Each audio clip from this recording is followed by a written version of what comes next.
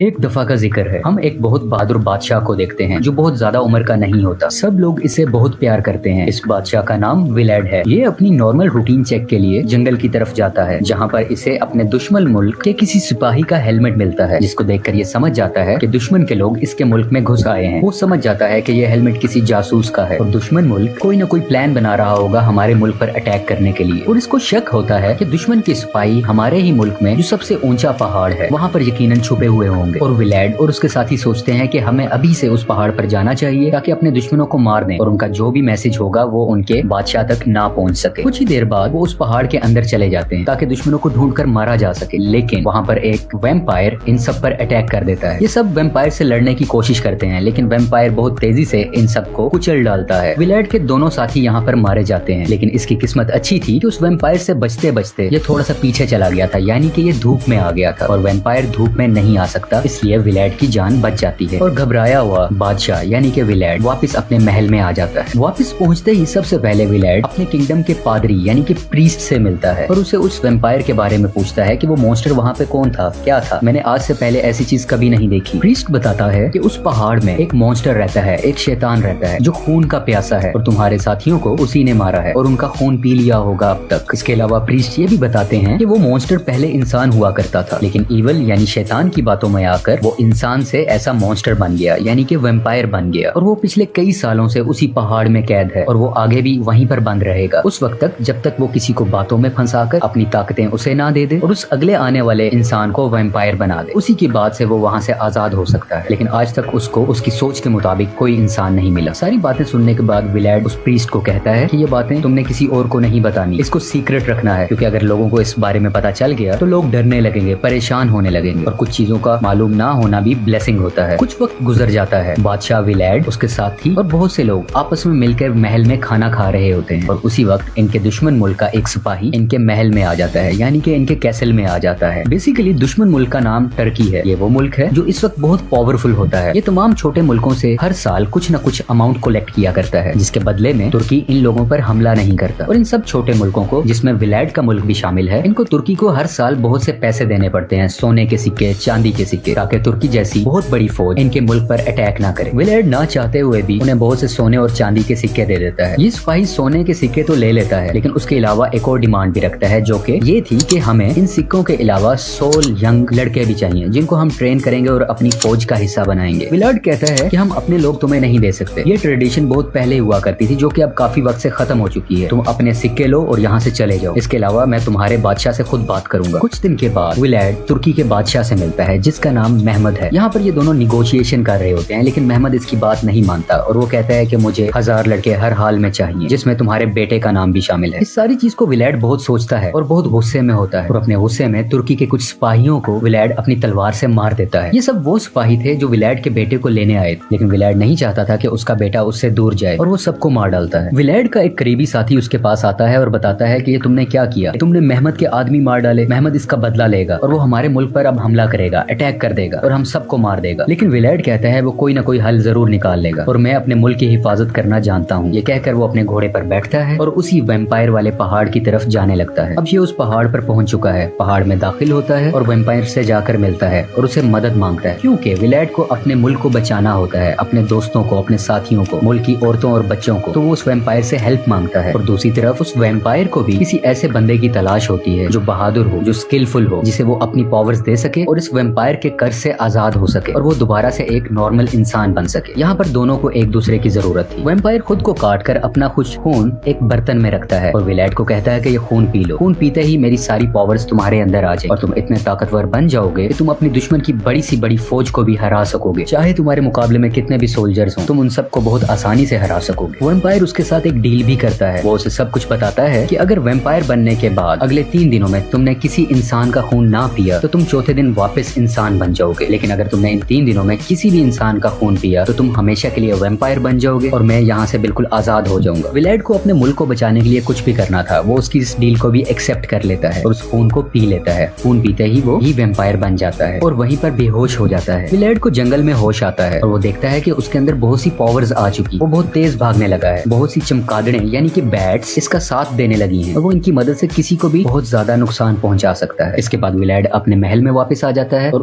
इतनी ही देर में तुर्की के बहुत से सोल्जर्स इसके महल पर अटैक कर देते हैं। इन सब से लड़ने के लिए विलैड अपने महल से अकेला निकलता है और इन सब से लड़ने लगता है। तुर्की के कई हजार सोल्जर्स होते हैं और इन सब से विलैड अपने हाथों से, तलवार से, नेज़े से अकेले ही लड़ रहा होता है और थोड़ी ही देर में सब सोल्जर्स को विलैड मार देता है। जब ये वापस अपने महल की तरफ आ रहा होता है तो इसके सब साथी बहुत हैरान होते हैं कि ये तुमने कैसे किया, और विलैड सिर्फ इतना ही कहता है कि इसके बारे में मुझसे कोई कुछ ना पूछे। अब तक विलैड के वैम्पायर होने का सीक्रेट किसी को भी नहीं पता था और कुछ वक्त के बाद तुर्की के बादशाह महमद के पास ये मैसेज पहुंच जाता है कि ट्रांसिल्वेनिया यानी कि विलैड के मुल्क ने हमारे हजारों सोल्जर्स को मार डाला है। लेकिन महमद कहता है मुझे इससे फर्क नहीं पड़ता, मजीद लाख लोगों की फौज तैयार करो और उन पर हमला कर दो और उनको जड़ से उखेड़ दो। ये सब अभी प्लान कर ही रहे होते हैं कि हम विलैड के मुल्क पर हमला करें, लेकिन विलैड तुर्की के मरे हुए सोल्जर्स इनकी तरफ भेज देता है। महमद जब अपने मरे हुए सोल्जर्स को देखता है तो और भी ज्यादा गुस्से में आ जाता है और वो ऑर्डर देता है कि फौरन से फौरन ट्रांसिल्वेनिया की तरफ मार्च किया जाए, यानी उनकी तरफ बढ़ा जाए। जबकि दूसरी तरफ विलैड की वाइफ को उसका राज पता चल जाता है। वो उसको रिलैक्स करने को कहता है और वो कहता है कि मैं इस कर्ज से आजाद हो सकता हूँ, सिर्फ मुझे 2 दिन और वेट करना है और मुझे किसी इंसान का खून नहीं पीना। और सबको सेफ रखने के लिए वो अपनी वाइफ और अपने तमाम साथियों को कहता है कि तुम महल से दूर वाले चर्च में चले जाओ। वो ऐसा इसलिए करता है कि ताकि सब सेफ रह सके, दुश्मनों से भी और विलैड से भी। वो उनको ये भी कहता है कि तुम सब लोग चलो, मैं रात को वहीं पर तुम्हें ज्वाइन कर लूंगा। वो इनके साथ इसलिए नहीं जाता क्योंकि अभी दिन का वक्त है और वैम्पायर्स दिन की रोशनी में नहीं निकल सकते। विलैड के साथी चर्च में जा रहे होते हैं, लेकिन रास्ते में ही तुर्की के कुछ सोल्जर्स इन पर हमला कर देते हैं। इस अटैक की वजह से बहुत से लोग मारे जाते हैं। इतनी ही देर में विलैड भी वहाँ पर आ जाता है और सबको एक एक करके मारने लगता है। और कुछ जो बचे कुचे तुर्की के लोग होते हैं जब वो वापस जाते हैं तो ये खबर आग की तरह फैल जाती है कि विलैड एक शैतान है, एक वैम्पायर है और उसको हराना बिल्कुल नामुमकिन है, उसको हराया बिल्कुल भी नहीं जा सकता। ये सब सुनते ही तुर्की की फौज में डर बैठ जाता है और वो विलैड का मुकाबला नहीं करना चाहते। लेकिन महमद जानता था कि अगर उसकी फौज का मोरल डाउन हुआ तो वो कभी जंग नहीं जीत सके। उनके डर को खत्म करने के लिए महमद अपनी फौज की आंखों पर पट्टी लगा देता है ताकि ना तो वो उसे देखे और ना उनके दिल में कोई डर आए, और अपनी सिपाहियों को जंग के लिए भेज देता है। चर्च के अंदर पादरी को विलैड का सीक्रेट पता चल जाता है और आहिस्ता आहिस्ता इसके अपने ही लोगों को पता चल जाता है कि विलैड एक वैम्पायर बन चुका है, जिस वजह से सब लोग इससे नफरत करने लगते हैं और उसको एक बंद कमरे में भेजकर आग लगा देते हैं और उसको मारने की कोशिश करते हैं। क्योंकि विलैड एक वैम्पायर है तो उसे आग का असर नहीं होता और वो अपने जख्मों को हील कर कर बाहर आ जाता है और वो अपने ही लोगों पर गुस्सा होने लगता है कि मैंने तुम लोगों के लिए ऐसी लाइफ को चुना, तुम्हारी हिफाजत के लिए मैं वैम्पायर बना, तुम लोगों के लिए मुझे अपनी फैमिली को छोड़ना पड़ा और तुम मेरे साथ ऐसा कर रहे हो। फिर विलैड की वाइफ उसके पास आती है और उसके गुस्से को ठंडा करती है और उसे कहती है कि रिलैक्स रहो, सब ठीक हो जाएगा। लेकिन बातों ही बातों में काफी देर हो जाती है और दुश्मन मुल्क तुर्की यानी महमद के सोल्जर्स इनके मुल्क के अंदर दाखिल हो जाते हैं। सिपाही इनके कैसल के बिल्कुल करीब पहुंच जाते हैं। विलैड जानता है कि उसके पास इतने सिपाही नहीं है कि वो इतनी बड़ी फौज का मुकाबला कर सके। उसी चर्च में काफी ज्यादा बैट्स भी होती हैं। विलैड अपनी पावर्स के थ्रू उन बैट्स को अपने कंट्रोल में करता है और दुश्मन की फौज पर बैट से हमला करवा देता है, जिसकी वजह से इनके बहुत से सिपाही मारे जाते हैं और उतनी ही देर में विलैड खुद भी बैटलफील्ड में उतर जाता है। दूसरी तरफ महमद के कुछ सिपाही चुपके से महल में दाखिल हो जाते हैं, उसी कैसल में जहाँ विलैड की वाइफ और उसका बेटा था। ये सिपाही विलैड की वाइफ को मार कर गिरा देते हैं और उसके बेटे को अपने साथ ले जाते हैं। विलैड की वाइफ महल से नीचे गिर रही होती है। विलैड देखता है तो वो उसे बचाने की कोशिश करता है। वो उसे पकड़ तो लेता है लेकिन अभी तक कामयाब नहीं हुआ होता। इसकी वाइफ मरने के करीब होती है, लेकिन वो उसे कहती है तुम मेरा खून पी लो, क्योंकि अगर तुम ऐसा करोगे तो तुम्हारी वैम्पायर्स वाली पावर हमेशा तुम्हारे साथ रहेंगी और तुम हमारे बेटे को बचा सकते हो। विलैड का ये वैम्पायर के तौर पे आखिरी दिन होता है, लेकिन अगर वो किसी का खून पी लेगा तो वो वैम्पायर बना रहेगा। इसलिए ना चाहते हुए भी वो बहुत रोता है और बिल आखिर अपनी वाइफ के गर्दन पर काट के उसका खून पी लेता है और खून पीते ही विलैड हमेशा के लिए वैम्पायर बन जाता है। जिसका ये मतलब है कि उस पहाड़ में रहने वाला बूढ़ा शख्स, वो बूढ़ा आदमी अब मजीद वैम्पायर नहीं रहा, क्योंकि यही डील थी उनकी। अब विलैड अपने मरते हुए साथियों के पास आता है और उन्हें अपना खून पिला देता है ताकि वो भी इस तरह पावरफुल हो जाएं और फौरन से दुश्मन पर अटैक कर कर उनको हरा सकें। और ये सब लोग दुश्मन पर अटैक कर देते हैं। विलैड अपनी पावर्स का इस्तेमाल करता है ताकि सूरज की रोशनी को छुपाया जा सके। ये बैट्स की मदद से और बादलों की मदद से दिन में भी रात जैसा एनवायरनमेंट कर देता है और विलैड के सब साथी उनके सोल्जर्स को मारने लगते हैं। और अब फाइनली विलैड और महमद आमने सामने होते हैं। महमद जानता था विलैड के बारे में कि वो वैम्पायर है, इसलिए वो अपने खेमे में बहुत ज्यादा चांदी के सिक्के जमा करके रखता है। वो इसलिए क्योंकि चांदी के सिक्कों की बहुत रोशनी होती है और दूसरा ये भी कि वैम्पायर्स चांदी से दूर भागते हैं और यही वजह है यहाँ पे विलैड की पावर काफी कम होती है। लेकिन बिल आखिर इन दोनों की फाइट के बाद, बहुत मुश्किलों के बाद, विलैड महमद को भी हरा देता है और उसको जान से मार देता है। इसके बाद वो अपने बेटे को रिहा करवा लेता है और बाहर लेके आता है। वो अपने साथियों से पूछता है कि कितने लोग बाकी रह गए। उसके साथी कहते हैं कोई भी नहीं, सिर्फ तुम्हारे बेटे के अलावा। यानी कि अब इसके साथी विलैड के बेटे को भी मारना चाहते हैं और उसका खून पीना चाहते हैं, क्योंकि ये सब साथी अब वैम्पायर्स बन चुके थे और विलैड ने ही ये गलती की। जब इसका एक साथी उसके बेटे को मारने के लिए आगे बढ़ता है तो विलैड विलैड अपने ही साथी को नेज़े पर चढ़ाकर बुरे तरीके से मार देता है, जिसको देख के सब लोग डर जाते हैं और थोड़ा पीछे ही रहते हैं। यहाँ पर चर्च का प्रीस्ट आता है और विलैड अपने बेटे को उसके साथ भेज देता है ताकि वो सेफ रह सके। ये वक्त दिन का होता है। विलैड ने ही अपनी पावर्स का इस्तेमाल करके इसको रात का वक्त बनाया होता है, क्योंकि सूरज के सामने बहुत से बादल आ चुके थे। विलैड अपनी पावर्स का दोबारा से इस्तेमाल करता है और उन सब बादलों को वहाँ से हटा देता है, जिसकी वजह से सूरज की रोशनी जमीन पे आने लगती है और सूरज की रोशनी से सब वेम्पायर्स जलने लगते हैं और आहिस्ता आहिस्ता करके मरने लगते हैं, जिनमें विलैड खुद भी शामिल था। और वहाँ पर सब वेम्पायर्स वहीं पर मर जाते हैं। विलैड के बेटे को ट्रांसिल्वेनिया यानी कि उस किंगडम का बादशाह बना दिया जाता है। और आखिरी सीन में हम देखते हैं कि चर्च का प्रीस्ट विलैड के पास आता है और उसे अपना खून पिलाता है, जिसकी वजह से विलैड दोबारा जिंदा हो जाता है। और यहीं पे मूवी की सैड एंडिंग के साथ ये स्टोरी कंप्लीट हो जाती है।